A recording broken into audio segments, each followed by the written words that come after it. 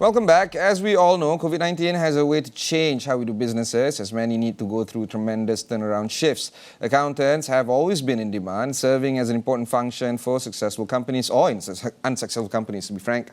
And now more than ever, the business community will look to accountants for their analytical insights and stewardship of corporate finance. However, Malaysia does not have enough chartered accountants relative to economic development. I, for one, am a struggling CIMA student for the past 12 years. I'm trying to graduate for that one.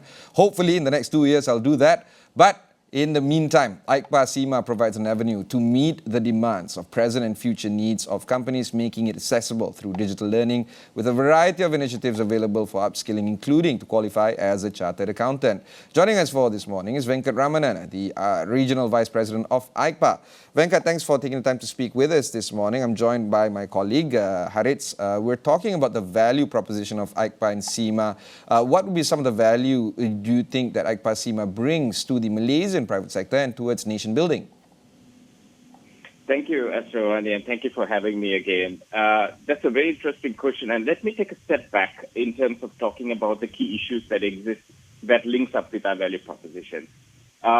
Trust in sectors and societies have a big issue. If you look at Edelman's trust barometer, business needs to step up in terms of societal issues. Societal leadership now becomes a core function of business. There is a societal fear on the rise, and distrust is now the society's default emotion, as we call it. Now, you take trust and then you link up with something called purpose. That means, why do we exist? Why do business exist?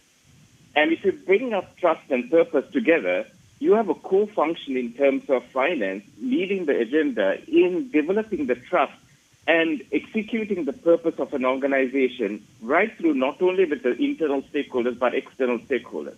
So that's exactly where AICPA and CIMA focuses its function on, is to ensure that we produce dynamic finance leaders who not only understand the technical needs of organizational finance competencies and requirements, but also to bring in the people, leadership, business, digital, and environmental and social concerns in front. So from that perspective, we have embarked just about 3 years ago in terms of bringing our syllabus and being developed and delivered on a digital platform rather than the normal platform that we have. This includes digitization of our delivery. So students who had to, in the previous, including yourself and myself, having to sit through exams and go to tuition providers and learn, are now being supported through what we call the Finance Leadership Program. So the value proposition is that students are given on-demand learning where we can understand their needs and shift according to changes that happen externally. And students are given the choice to complete the qualification at the pace they want to. This ensures that whatever skills that we can bring that are changing externally and competencies that are changing externally, we can bring it to the students immediately. So that value proposition does not exist anywhere in the finance profession, and we are leading that charge across the world, not just only in Malaysia. Yeah. Venkkat, what are the structural weaknesses that AICPA CIMA has observed in Malaysia, and how does AICPA CIMA play its role to address these gaps? More than the structural weaknesses, if you can see, the biggest issue is that the future of work, when you look at Conferry's research on future of work, there's going to be a huge talent shortage. That's understood. That's the norm. 62% of employers who have been spoken to said that they never faced a talent shortage like this. 75% of them have said that the talent shortage will limit organizational growth. That's a fundamental element that we need to take into consideration.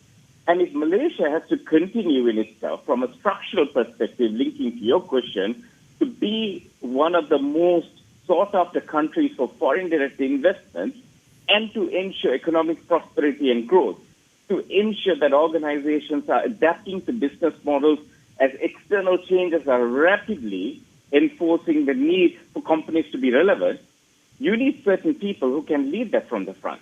And we believe that CIMA and AICPA professionals, especially qualified management accountants, are capable of understanding those needs and shifting it to make sure that companies stay relevant, business models stay relevant, and end of the day, they can help change economy.